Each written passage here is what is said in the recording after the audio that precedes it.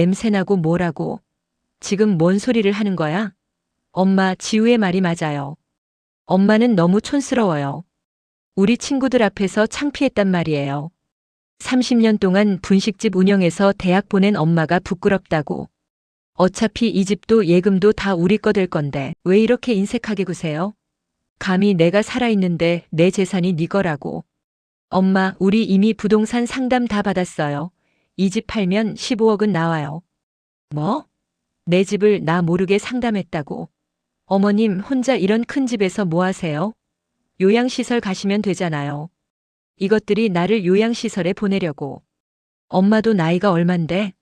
솔직히 몇 년 더 사실지도 모르잖아요.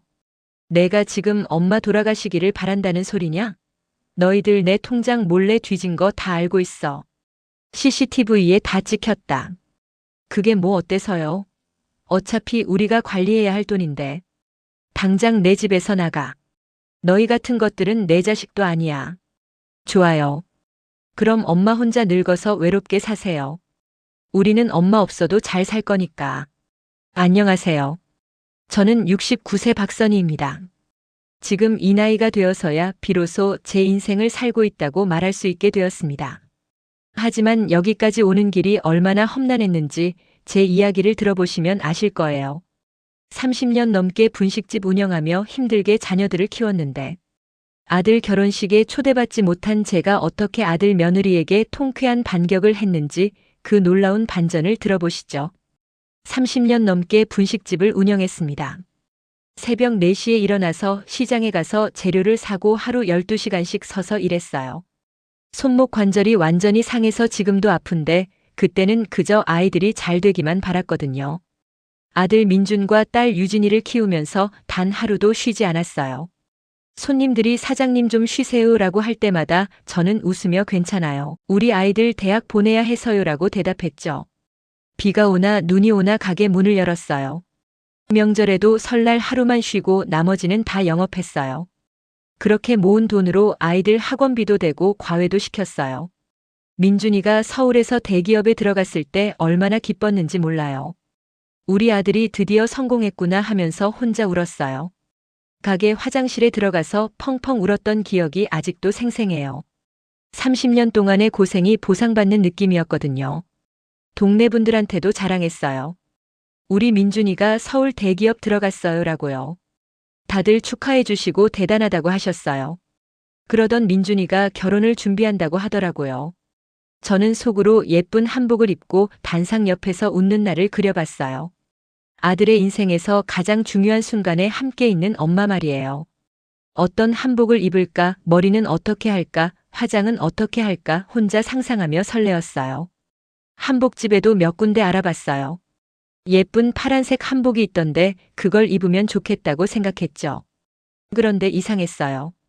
결혼식 언제냐고 물어봐도 곧 알려드릴게요라고만 하더라고요. 처음엔 바빠서 그런가 보다 했죠. 결혼 준비하느라 정신없을 거 아니에요. 신혼집도 구해야 하고 예식장도 알아봐야 하고 청첩장도 만들어야 하니까요. 그래서 저는 아들이 바쁠까봐 먼저 전화하지도 않았어요. 괜히 방해될까봐요. 그런데 결혼식 하루 전날 딸 유진이가 갑자기 전화를 했어요. 목소리가 화난 것 같더라고요. 엄마, 오빠 결혼식 내일 맞지? 오빠가 엄마한테 청첩장 안 보냈어? 그때서야 알았어요. 저는 아들의 결혼식에 초대받지 못했다는 걸요. 조용한 결혼식이라는 명분 아래 의도적으로 배제된 거였어요. 30년 동안 새벽부터 밤까지 일해서 키운 아들이 제일 중요한 날에 엄마를 부르지 않은 거예요. 왜 그랬을까요? 제가 뭘 잘못했을까요? 너무 촌스러워서? 친구들 앞에서 창피해서? 아니면 다른 이유가 있었을까요? 그날 밤 잠을 한숨도 못 잤어요. 계속 울기만 했어요. 결혼식 당일 저는 그래도 고운 파란색 한복을 꺼내서 입었어요. 아무도 보지 않을 거라는 걸 알면서도요. 거울 앞에 서서 한복을 입고 머리를 곱게 빗었어요. 화장도 했어요. 그리고 거실에 혼자 앉아 있었어요. 지금쯤 식장에서 식이 시작되겠구나. 지금쯤 신랑 신부가 입장하겠구나. 혼자 상상하면서요. 점심때가 되어서 밥을 먹으려고 상을 차렸어요. 한복을 입은 채로요. 그런데 숟가락을 들었는데 밥이 목으로 넘어가지 않더라고요. 30년 동안 분식집에서 수천 명의 손님들에게 음식을 만들어줬는데 정작 제 아들 결혼식 날은 혼자 이렇게 쓸쓸하게 밥을 먹고 있는 거예요. 숟가락을 들었는데 밥이 목으로 넘어가지 않더라고요. 갑자기 이런 생각이 들더라고요. 내가 이 집에선 초대받지 못한 손님이구나. 30년 동안 아들을 위해 살았는데 정작 아들의 인생에서 가장 중요한 순간에 나는 없는 거구나. 그 순간 숟가락이 손에서 떨어졌어요. 30년간 흘린 적 없던 눈물이 주르륵 흘러내렸고요. 한복에 눈물이 떨어져서 얼룩이 생겼어요. 그리고 거실에 혼자 앉아 있었어요. 그렇게 하루 종일 혼자 울었어요. 결혼식이 끝나고 며칠이 지났어요. 민준이한테서 연락이 올까봐 기다렸어요. 혹시 미안하다고 사과라도 하지 않을까 해서요. 하지만 일주일이 지나도 아무 연락이 없더라고요. 그러다 열흘쯤 지나서 민준이가 집에 찾아왔어요. 처음 보는 며느리 지우와 함께요. 제 마음속으로는 기대를 했어요. 아마 결혼식에 못 부른 거 사과하러 왔겠지. 그동안 바빠서 연락 못한 거겠지. 그런데 민준이 입을 열었을 때 저는 충격을 받았어요. 엄마, 송파 쪽으로 전세 구했는데 보증금이 좀 모자라요. 3천만 원만 도와주실 수 있어요? 결혼식에서 왜 안 불렀는지에 대한 사과나 설명은 전혀 없었어요. 그냥 돈 달라고 온 거예요. 결혼식엔 안 부르더니 돈은 받으러 오는 이 아이가 낯설게 느껴졌어요. 이게 제가 30년 동안 키운 아들이 맞나 싶었죠. 민준아, 그런데 결혼식은? 제가 조심스럽게 말을 꺼냈어요. 그랬더니 민준이가 엄마 그건 나중에 얘기하고 지금은 전세금이 급해요라고 하더라고요. 그때 옆에 있던 며느리 지우가 끼어들었어요. 어머님, 요즘은 가족보다 실용이 중요하잖아요. 작은 결혼식이 트렌드고요. 어머님도 이해하시죠? 실용이 중요하다고요? 그러면서 웃으며 하는 말이에요. 제가 30년 동안 분식 하나하나 만들면서 모은 돈은 실용적이고 저라는 사람은 불편한 존재라는 뜻인가 봐요. 그 말을 듣는 순간 가슴이 철렁 내려앉았어요. 아, 이 사람들은 날 사람으로 보는 게 아니라 그냥 돈줄로 보는구나. 필요할 때만 찾는 ATM기로 보는구나. 나중에 생각해 보마라고 했더니 민준이가 인상을 찌푸리며 나갔어요. 며느리 지우도 쌀쌀맞게 인사하고 나가더라고요. 그날 밤 저는 제 자산 내역이 적힌 오래된 통장들을 정리하고 있었어요. 은행 통장, 예금 통장, 적금 통장. 30년 동안 모은 돈들이 여기 다 들어 있었어요. 그런데 이상한 걸 발견했어요. 예전에 분명히 책상 위에 가지런히 정리해서 둔 통장들이 순서가 바뀌어 있는 거예요. 그리고 통장 사이사이에 끼워둔 메모지들의 위치도 바뀌어 있었고요. 어떤 통장은 펼쳐진 흔적도 있었어요. 제가 통장을 볼 때는 항상 조심스럽게 다루는데 누군가 급하게 펼쳐본 것 같은 흔적이 있더라고요. 직감적으로 알았어요. 누군가 제 통장을 몰래 확인했다는 걸요. 그리고 그게 누구인지도 알 것 같았어요. 결혼식에 부르지 않은 이유, 갑자기 찾아와서 돈을 달라고 하는 이유, 그리고 실용이 중요하다던 그 말의 진짜 의미를 알겠더라고요. 처음부터 제 재산이 목적이었던 거예요. 그날 밤 잠을 못 이뤘어요. 새벽 3시까지 천장을 보며 생각했죠. 내가 이 아이들에게 뭐가 된 건지, 정말 지갑 역할밖에 못하는 건지요. 30년 동안 손목이 부서져라 이랬는데 결국 이렇게 되는 건가? 내 인생은 뭐였나? 계속 이런 생각들이 머릿속을 맴돌았어요. 그리고 결심했어요. 이대로는 안 되겠다. 당하고만 있을 수는 없다. 다음 날 아침 해가 뜨자마자 저는 변호사 사무실에 전화를 걸었어요. 제 재산을 딸에게 증여하고 싶습니다라고 했죠. 딸 유진에게 전 재산을 증여하겠다고 했어요. 유진이는 제가 아플 때 병원에 데려다 주고 명절 때마다 안부를 묻고 결혼식에 초대받지 못한 걸 알고 화를 내준 아이거든요. 진짜 저를 엄마로 생각하는 아이예요. 변호사님이 신중하게 결정하셨어요? 라고 물었을 때 저는 확신에 차서 네, 확실합니다라고 대답했어요. 증여 절차를 밟기 시작했어요. 서류 작성하고 도장 찍고 등기소에 서류 제출하고 모든 절차가 끝났을 때 마음이 한결 편해지더라고요. 증여 절차를 마치고 얼마 지나지 않아서 집에 내용 증명 등기가 왔어요. 보낸 사람은 민준이었어요. 두꺼운 봉투를 뜯어보는데 손이 떨렸어요. 내용을 보고 정말 기가 막혔어요. 피고 박선희는 현재 69세 고령이며 최근 인지 기능이 현저히 저하되어 정상적인 판단 능력이 없었다고 판단됩니다. 따라서 본 증여 행위는 무효임을 청구합니다. 치매에 걸린 할머니 취급을 한 거예요. 제가 30년 동안 분식집 운영하면서 장부 하나하나 정확하게 적고 세금 신고 빠짐없이 하고 아이들 학비 관리 철저히 한 걸 다 아는 아이가요. 매일 새벽 4시에 일어나서 재료 발주하고 가게 운영하고 손님 상대하고 계산하고 정산하던 엄마를 치매 환자로 만든 거예요. 며칠 후 법원에서 소장이 왔어요. 민준이가 정식으로 소송을 제기한 거예요. 법정 소송이 시작됐어요. 첫 재판날 법정에 들어갔을 때 민준이와 지우가 앉아 있었어요. 제 아들이 저를 고소한 거예요. 그 모습을 보는 게 너무 아팠어요. 민준 부부가 준비한 증거들을 보고 정말 소름이 돋았어요. 얼마나 치밀하게 준비했는지 알겠더라고요. 첫 번째로 제출한 건 치매 진단서였어요. 그런데 이상한 게 제가 언제 그런 검사를 받았나 했더니 몇 달 전에 며느리가 어머님 건강검진 받으세요라고 해서 따라간 병원에서 받은 거더라고요. 그때는 단순한 건강검진인 줄 알았는데 치매 검사를 몰래 시킨 거였어요. 두 번째는 제가 집에서 혼자 있을 때 몰래 촬영한 영상들이었어요.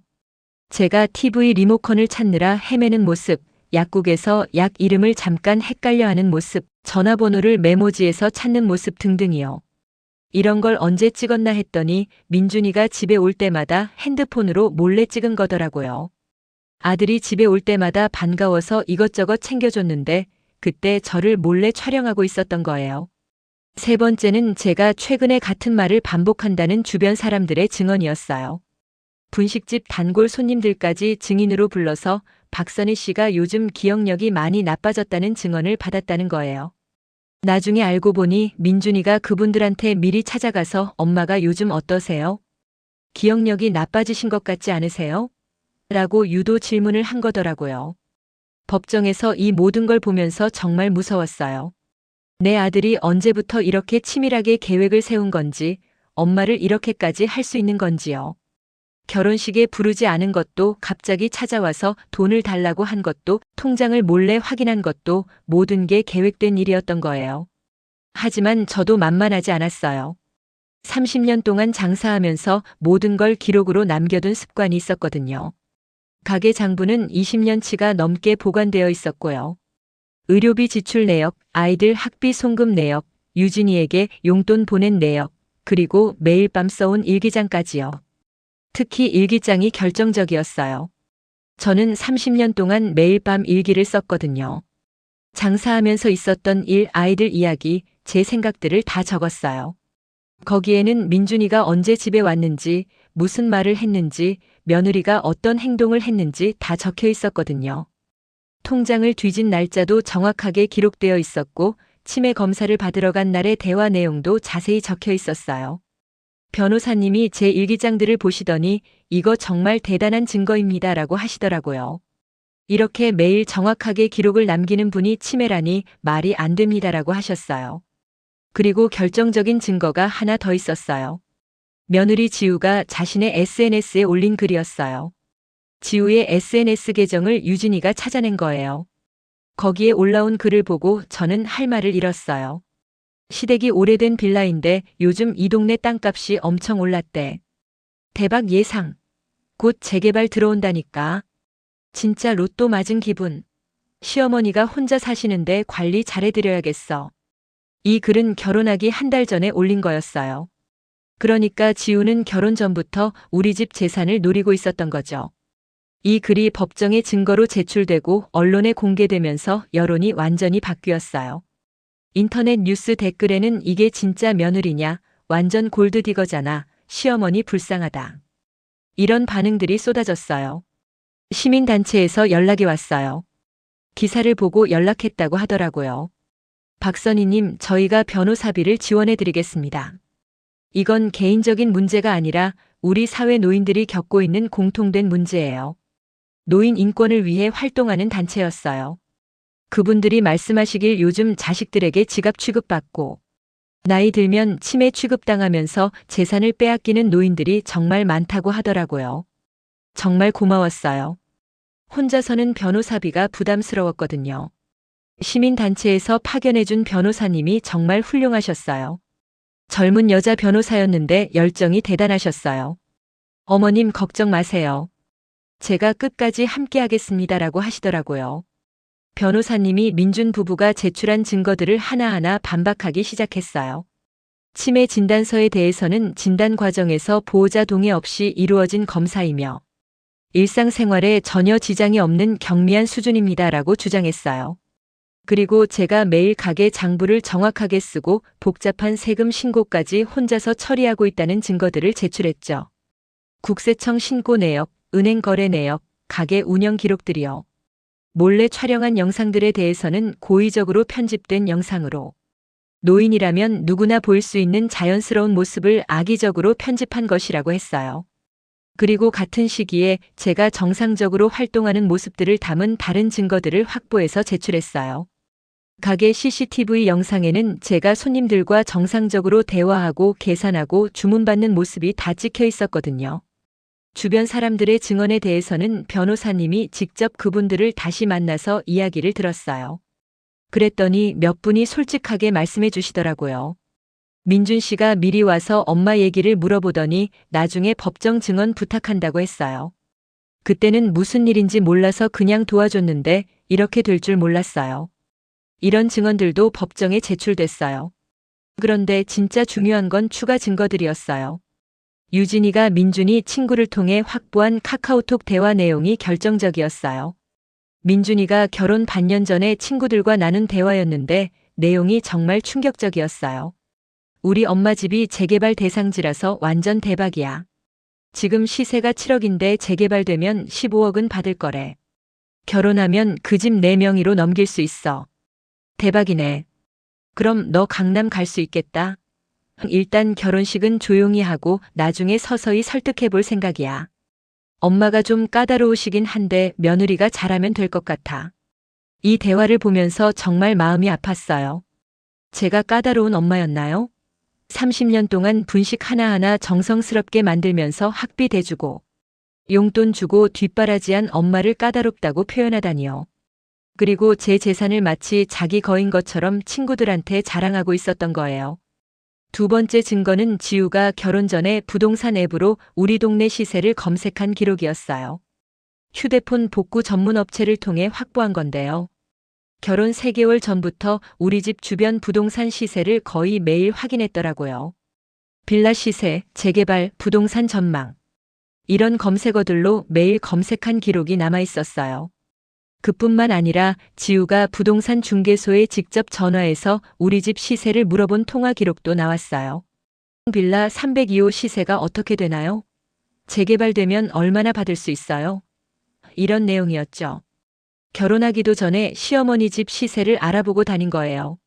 세 번째는 민준이가 은행에서 제 통장 거래 내역을 몰래 조회한 기록이었어요. 민준이가 제 동의 없이 통장 내역을 확인한 거였죠. 이건 명백한 개인정보 침해였어요. 은행 측에서 조회 기록을 제출했는데 결혼 준비하던 시기에 무려 5번이나 제 통장을 조회했더라고요.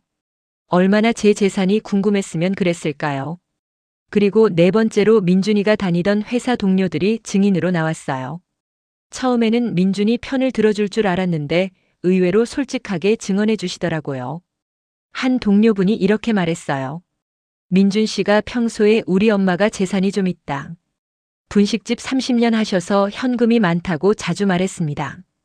그리고 엄마 집이 재개발 대상지라서 결혼하면 그 돈으로 강남에 집 살 수 있을 것 같다고 했어요.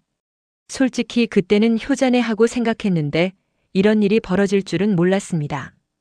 또 다른 동료는 더 충격적인 증언을 했어요.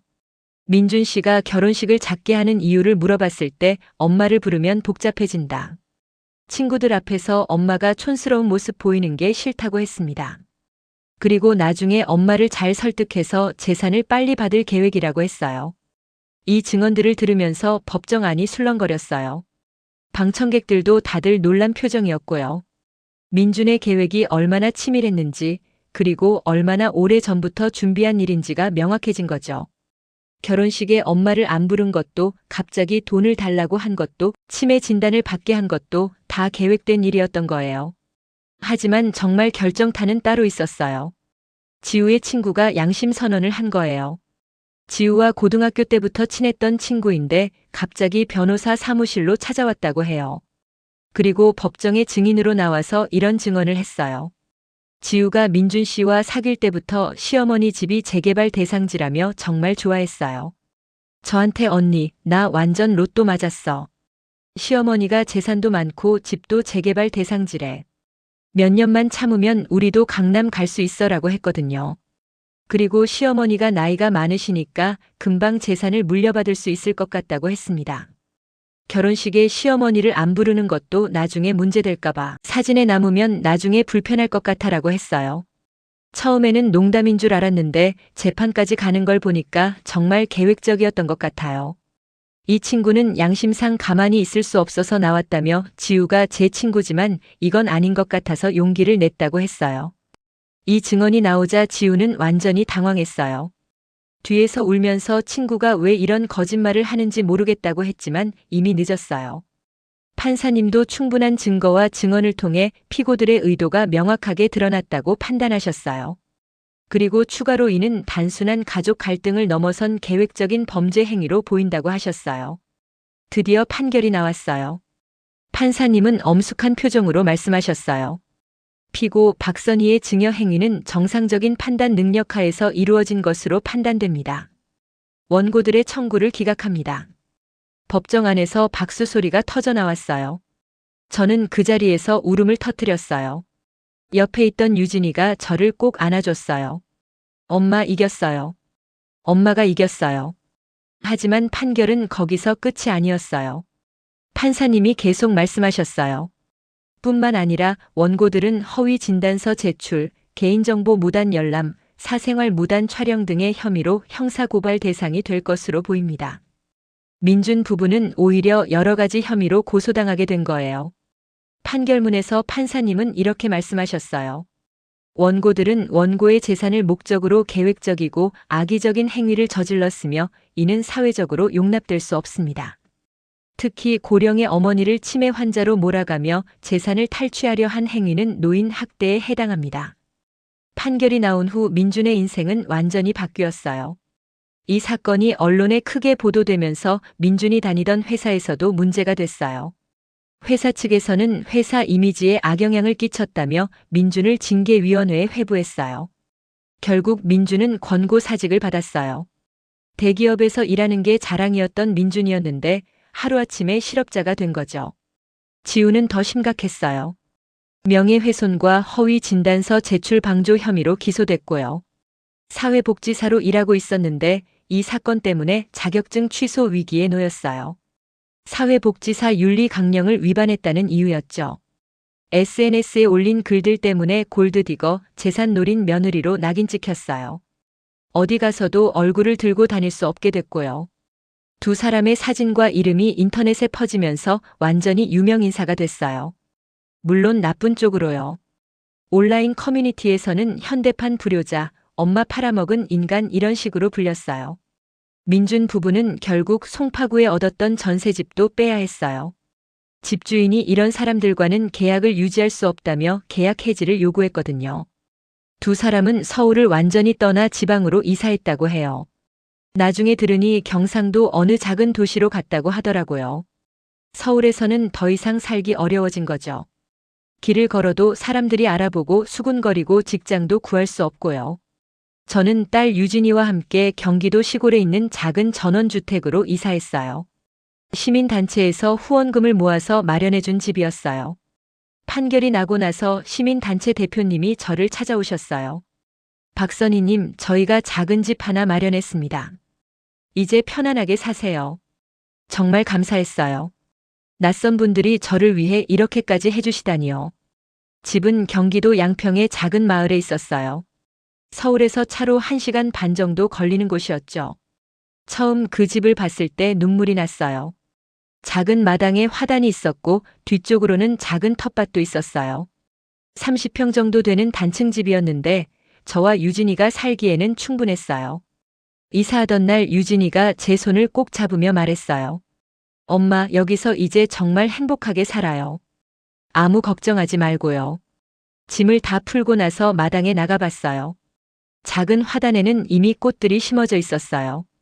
장미, 코스모스, 해바라기. 누가 미리 심어 놓은 건지 예쁘게 피어 있더라고요. 뒤쪽 텃밭에는 직접 채소를 심기 시작했어요. 상추, 고추, 토마토, 오이. 30년 동안 분식집 운영하느라 흙을 만져볼 시간도 없었는데 이제는 매일 아침 텃밭에 나가서 물을 주고 잡초를 뽑아요. 손으로 흙을 만지고 있으면 마음이 정말 편안해지더라고요. 이게 진짜 사는 거구나 싶었어요. 30년 동안 새벽 4시에 일어나서 밤 11시에 집에 들어오는 생활을 했어요. 쉬는 날도 거의 없었고요. 그때는 그게 행복인 줄 알았어요. 아이들을 위해 희생하고 열심히 사는 게 엄마의 당연한 의무라고 생각했거든요. 하지만 그건 행복이 아니라 그냥 참고 견디는 거였던 것 같아요. 진짜 행복이 뭔지 이제야 알았어요. 이제는 아침에 눈을 뜨면 새소리가 들려요. 참새들이 지저귀는 소리, 까치가 우는 소리, 멀리서 들려오는 닭 우는 소리. 서울에서는 들을 수 없던 소리들이에요. 창문을 열면 텃밭에서 자라는 채소들이 보이고 멀리 산이 보여요. 아침 공기를 깊이 들이마시면 풀냄새, 흙냄새가 나요. 이런 게 진짜 행복이구나 싶었어요. 유진이는 정말 착한 아이예요. 서울에서 다니던 회사를 그만두고 저와 함께 내려왔어요. 처음에는 정말 미안했어요. 딸의 인생을 망치는 것 같아서요. 유진아, 너는 서울에서 계속 직장 다녀. 엄마는 혼자서도 괜찮아라고 했는데 유진이가 단호하게 말했어요. 엄마, 저도 서울 생활이 너무 힘들었어요. 매일 지하철 타고 출퇴근하고 야근하고 주말에도 쉬지 못하고 회사에서는 눈치 보여야 하고 상사한테 스트레스 받고 솔직히 그만두고 싶었는데 용기가 안 났거든요. 이번 기회에 새로운 삶을 시작하고 싶어요. 엄마와 함께 있으니까 마음이 진짜 편해져요. 유진이의 그 말을 듣고 마음이 놓였어요. 저 때문에 희생하는 게 아니라 유진이도 정말 원해서 내려온 거구나. 우리 모녀는 새로운 시작을 하기로 했어요. 한 달쯤 지나서 유진이가 아이디어를 냈어요. 엄마, 우리 온라인 쇼핑몰 해봐요. 엄마가 직접 기른 채소들이랑 엄마가 만드신 반찬들 팔면 어떨까요? 요즘 사람들이 건강한 먹거리 찾잖아요. 처음에는 자신이 없었어요. 제가 무슨 온라인 쇼핑몰을 하겠어요. 하지만 유진이가 제가 다 도와드릴게요. 사진도 찍어드리고 홈페이지도 만들어드릴게요라고 해서 시작하게 됐어요. 쇼핑몰 이름은 할머니의 정성밥상으로 지었어요. 유진이가 예쁘게 로고도 만들고 홈페이지도 만들었어요. 처음에는 주문이 별로 없었어요. 하루에 한두 건 정도. 그런데 제 이야기가 언론에 계속 보도되고 SNS에서도 화제가 되면서 많은 분들이 관심을 가져주시기 시작했어요. 박선희 할머니 응원합니다. 할머니의 새 출발을 돕고 싶어요. 이런 할머니야말로 진짜 어른이십니다. 이런 댓글들과 함께 주문이 들어오기 시작했어요. 처음에는 응원의 의미로 주문하셨다가 맛을 보고 재주문하시는 분들이 많았어요.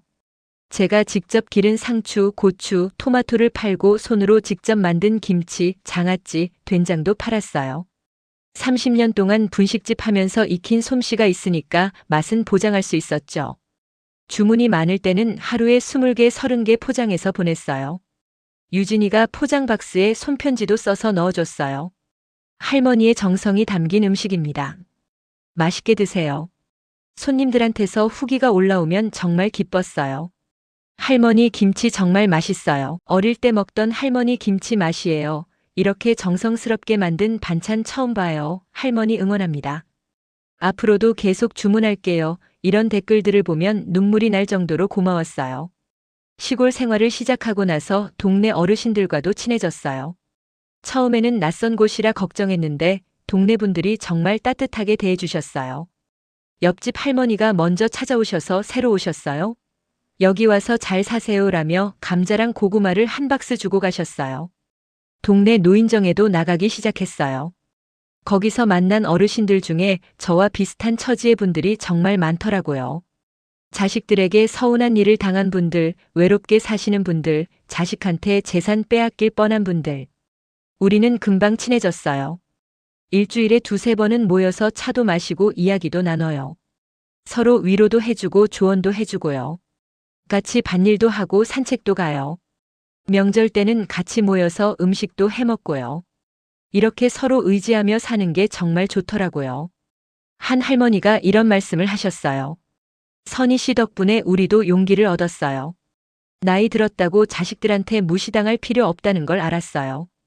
또 다른 할아버지는 선희 씨가 당당하게 싸운 거 보고 나도 아들한테 할 말했어요. 속 시원했어요 라고 하셨어요. 가끔 민준이 생각이 날 때도 있어요. 특히 밤에 혼자 있을 때요.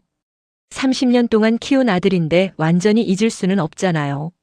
어릴 때 제 손잡고 걷던 모습, 대학 합격하고 기뻐하던 모습, 그런 기억들이 떠올라요.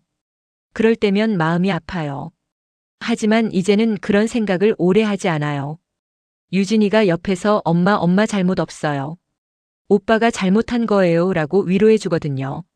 그리고 텃밭에 나가서 흙을 만지고 있으면 마음이 다시 평온해져요. 자연이 저를 치유해 주는 것 같아요. 민주는 아직도 연락이 없어요. 중간에 유진이를 통해서 엄마께 사과하고 싶다는 말을 전해온 적이 있긴 했는데요. 진심인지 아니면 또 다른 계획인지 믿기 어려워서 만나지 않았어요. 한 번 속았는데 또 속을 수는 없잖아요. 이제 1년이 다 되어 가네요. 제가 민준 부부와 법정 다툼을 시작한 지 말이에요. 그동안 정말 많은 일들이 있었어요. 힘들기도 했고 속상하기도 했지만 지금 돌이켜보면 잘한 일이었던 것 같아요. 만약 그때 참고 넘어갔다면 저는 평생 그들의 ATM기로 살았을 거예요. 요즘은 제 이야기를 책으로 쓰고 있어요. 시민단체에서 제안해 주신 건데 저와 비슷한 처지의 어르신들에게 도움이 될 수 있을 것 같아서요. 69세에 다시 시작한 인생이라는 제목으로요. 글을 쓰면서 제 인생을 다시 돌아보게 됐어요. 정말 힘들고 고생스러웠지만 그래도 의미 있는 삶이었던 것 같아요. 비록 민주는 잃었지만 유진이라는 착한 딸을 얻었고 진짜 제 자신을 찾을 수 있었으니까요. 그리고 많은 분들께 용기를 드릴 수 있었다는 것도 뿌듯해요. 마지막으로 이 방송을 듣고 계신 분들께 하고 싶은 말이 있어요. 특히 저처럼 자식을 위해 평생을 살아오신 부모님들께요. 부모도 한 사람의 인격체예요. 자식을 사랑하고 희생하는 건 당연하지만 그렇다고 해서 자식들의 지갑이나 수단이 되어서는 안 돼요. 당당하게 사시고 필요하다면 맞서 싸우세요. 나이가 많다고 자식이라고 무조건 참고 넘어갈 필요 없어요. 여러분도 존중받을 권리가 있어요. 그리고 젊은 분들께도 말씀드리고 싶어요. 부모님은 여러분의 지갑이 아니에요. 한평생 여러분을 위해 희생하신 분들이에요. 그 마음을 이용해서는 안 됩니다. 저는 이제 더 이상 누구의 엄마가 아닌 그냥 박선희로 살아갈 거예요. 69세에 시작한 새로운 인생이지만 하루하루가 행복해요. 아침에 일어나서 텃밭에 물을 주고 유진이와 함께 차를 마시고 온라인 쇼핑몰 주문을 확인하고 이런 소소한 일상이 정말 소중해요. 여러분도 기억해 주세요. 몇 살이든 어떤 상황이든 다시 시작할 수 있다는 걸요. 저처럼 69세에도 새로운 인생을 시작할 수 있어요. 포기하지 마시고 당당하게 사세요. 저의 이야기는 여기까지입니다. 오늘 제 이야기가 여러분에게 작은 용기라도 되었으면 좋겠어요. 진심으로 마음에 와닿았다면 구독과 좋아요 꼭 눌러주세요. 그리고 댓글로 여러분의 생각도 나눠주세요. 여러분의 앞날에 항상 행복과 건강이 함께하기 바랍니다. 감사합니다.